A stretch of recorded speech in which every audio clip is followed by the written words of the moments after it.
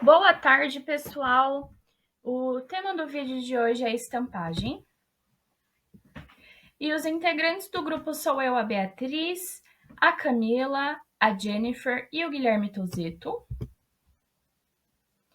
E falando um pouquinho sobre o que nós falaremos neste trabalho, nós vamos falar sobre estampagem, tipos de estampagem, corte, força de corte, dobramento, springback, embutimento e materiais para ferramenta.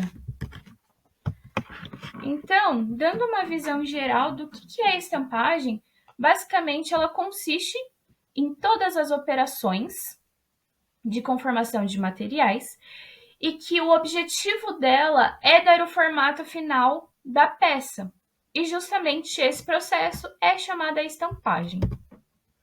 Então, a estampagem ela consiste em todas as operações de corte e conformação de materiais metálicos, a fim de conferir a forma e precisão desejada sem a presença principalmente de defeitos, sendo superficiais e estruturais. Um exemplo são as rugosidades e as trincas. E a estampagem, ela pode ser uma estampagem mais básica ou ela pode ser combinada, então ela possui mais etapas de estampagem, mais processos. E falando de uma forma geral sobre a nomenclatura básica, a punção é o elemento da ferramenta que provoca perfuração através de movimento e força transmitida pela prensa. A matriz é o elemento da ferramenta que fica fixo na base da prensa, sobre o qual se apoia a chapa. E a folga já é o espaço existente entre a punção e a matriz na parte paralela de corte. E o alívio de ferramenta, ele é dado à matriz após a parte paralela de corte, para permitir o escape fácil da parte cortada. Então, no desenho, aqui está a punção, que é o que vai provocar a perfuração, e a matriz, onde ela fica fixa, tá? Falando de vantagem, nós temos alta produção, reduzido custo por peça. A estampagem tem um acabamento bom, não sendo necessário um processamento posterior. E também a maior resistência das peças, já que é uma conformação que vai causar o encruamento do material, ganho de resistência mecânica. E a desvantagem é que há um alto custo ferramental. Nós temos 3 tipos de estampagem, que é o corte, o dobramento e o embutimento barra repuxo. E falando um pouquinho sobre como é cada processo, como já diz o nome, estampagem de corte, nós vamos ter o corte do material, da peça. Neste caso, o material é estampado em ferramenta de corte e necessariamente rompida por cisalhamento. Estampagem de repuxo é uma conformação mais intensa, onde o material sofre um estiramento, ou seja, tem sua espessura diminuída, a fim de conseguir a forma desejada da peça. Um requisito deste processo, basicamente, é que o material da peça ele seja dúctil, ele seja de fácil conformação, fácil deformação, para que não se rompa durante o processo de estampagem de repuxo. E o dobramento, como o próprio nome já diz, a matéria-prima, ou seja, a chapa plana, é simplesmente dobrada para conseguir uma forma final da peça. Olá a todos, vou falar sobre o corte. O corte da chapa ele é empregado para obter algumas formas geométricas com a prensa e uma matriz. A prensa ela exerce pressão sobre o material apoiado na matriz, e quando o punção ele penetra na matriz, ele converte o esforço em compressão em cisalhamento de modo a realizar o corte da peça, dando ela o formato desejado. No corte simples, é uma produção de uma peça de um formato qualquer a partir de uma chapa. E o puncionamento é um corte que produz furos de pequenas dimensões. E esse corte ele pode ser realizado em 3 etapas: deformação plástica, a redução da área e por fim a fratura, tendo a ruptura do material. A folga entre punção e a matriz, isso é um processo dentro da estampagem muito importante, porque ele vai permitir que o aspecto da peça tenha um aspecto melhor e pode definir, né, com a folga entre punção e matriz, pode definir a força de corte necessária e o desgaste que a ferramenta vai ter durante o processo. E também, quando essa folga é correta durante o processo, é possível produzir uma peça sem rebarba. Então, quanto mais próximo tiver desse valor da folga entre punção e matriz, você consegue ter peças de melhor acabamento. Sem rebarbas, né, no caso. Um outro processo é a força necessária para o corte, que é definida a partir dessa fórmula, onde o E é a espessura, o L é o perímetro de corte e o KS é a tensão de ruptura ao cisalhamento. Bom, o esforço do corte obtido multiplicando-se a área da seção a ser cortada pela resistência ao cisalhamento do material. Então, como é que funciona? Você vai definir essa força necessária para o corte a partir do seu material, que é o KS, é a variação. Então, se caso o seu aço for 0,1% de carbono, ele vai ter um KS. Então, se for um outro de 0,2, vai ser um outro KS. Por isso que essa força de corte ela vai variar. Uma observação é que se não tiver o KS do material, né, você pode considerar o KS sendo 0,8, sendo a ruptura, tensão de ruptura, atração do material. Outro processo é a ferramenta para o corte. Basicamente, os componentes da ferramenta é o punção e a matriz, né? São os principais componentes da ferramenta. Mas também tem o guia do punção e retentor da chapa cortada e o guia na chapa da matriz. Então essas são basicamente as ferramentas para o corte. Boa noite a todos, meu nome é Jennifer e eu vou estar dando continuidade na apresentação. Agora eu vou falar um pouquinho para vocês sobre o que é o dobramento. O dobramento ele é um processo de conformação, ou seja, durante a operação vai ocorrer aí uma deformação por flexão. Quando um material ele é dobrado, a superfície externa fica tracionada e a interna fica comprimida. No processo de dobramento, existe uma coisa chamada raio mínimo de dobramento. Ou seja, quanto menor o raio de dobramento, maiores serão as tensões a que o material ficará submetido. Então, para que não haja inícios de trinca ou esmagamento, as tensões máximas de tração e compreensão atingidas na parte externa e interna da curvatura, elas nunca vão poder atingir a tensão limite de ruptura. E no nosso raio mínimo de dobramento, para poder ser evitado essas ocorrências, existem duas maneiras. A primeira maneira é por fórmulas empíricas, e a segunda é valores obtidos experimentalmente. Geralmente, na prática, é mais utilizado a parte experimental. Falando agora um pouco sobre as características da operação de dobramento, vale lembrar que, como o material é submetido à flexão, a chapa dobrada é solicitada por tração no lado externo da dobra e por compressão ao lado interno. Ou seja, como vocês podem observar na imagem ao lado, a gente vai ter dois tipos de dobramento, né? Um externo e outro interno. E por conta disso, as tensões que o material vai estar sujeito são descrescentes das faces externas em direção ao núcleo da peça. Ou seja, vai haver aí uma linha onde essas tensões se anulam, que é chamada linha neutra, LN.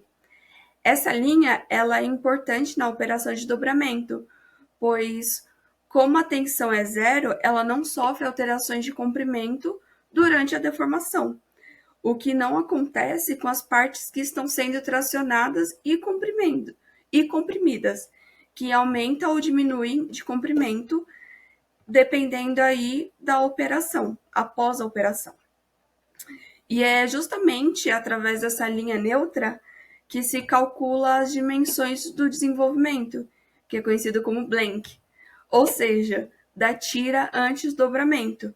Então, quando a gente inicia o dobramento, A linha neutra ela vai estar localizada no centro da espessura da tira e conforme a operação vai sendo executada, suas tendências é deslocar-se em direção ao lado interno da curvatura, ou seja, o lado de compressão.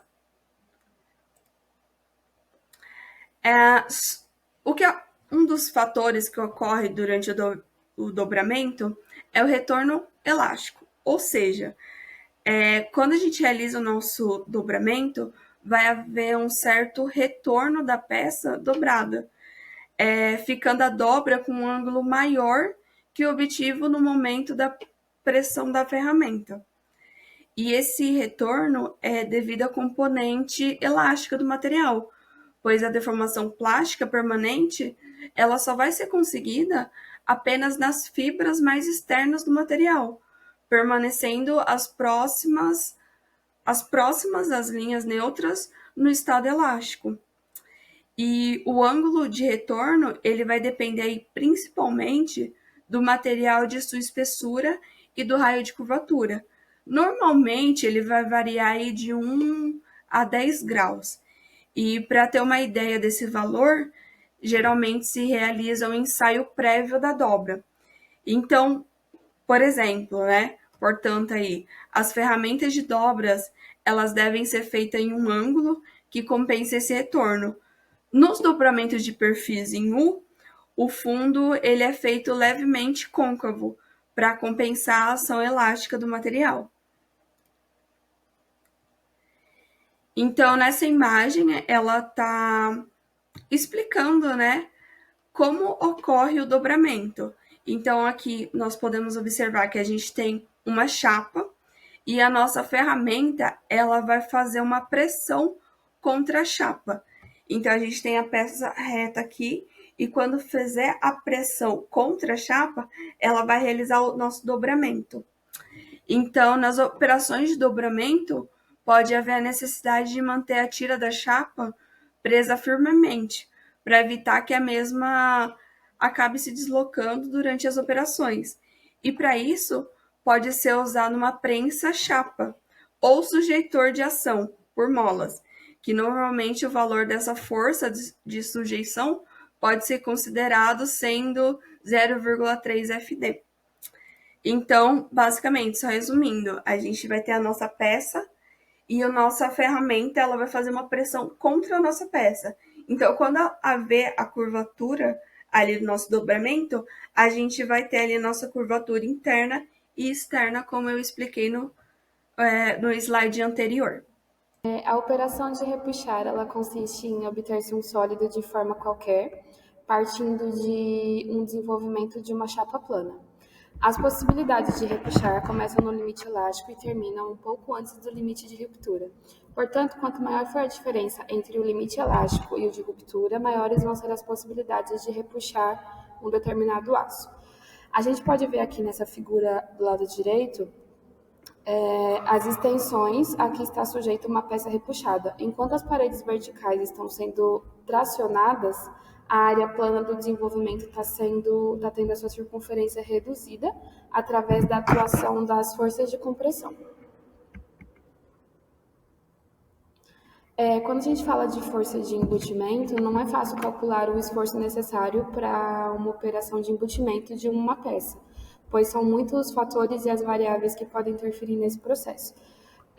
A gente pode ter variação do tipo de material, a gente pode ter variação da espessura da chapa, a gente pode ter variação da profundidade do embutimento, pode ter variação de raio da matriz, variação de punção, acabamento superficial, lubrificação da prensa, do molde, entre outros.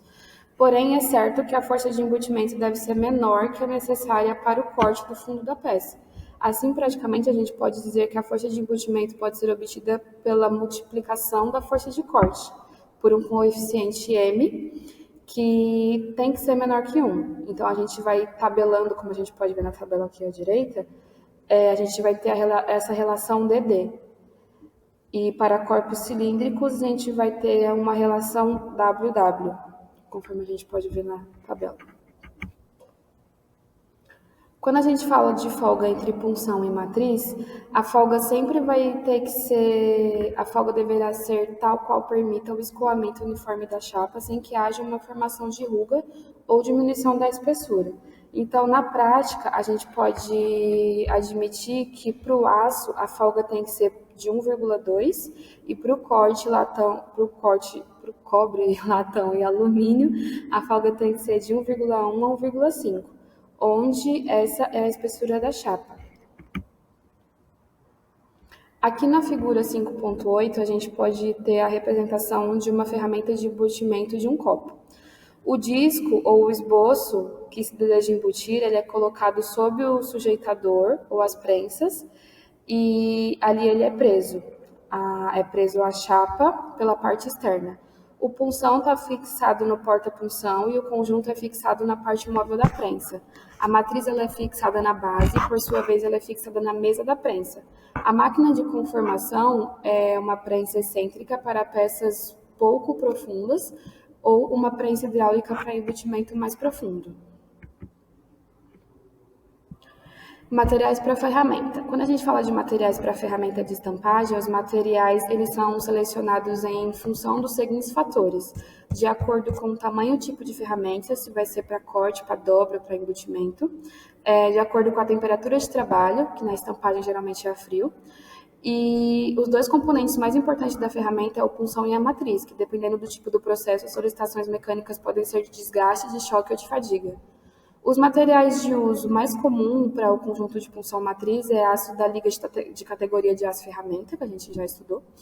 E para os demais componentes estruturais são normalmente utilizados aços de baixo e médio carbono, e geralmente para baixo carbono são utilizados mais para molas, pinos e aços ligas de uso comum na construção mecânica.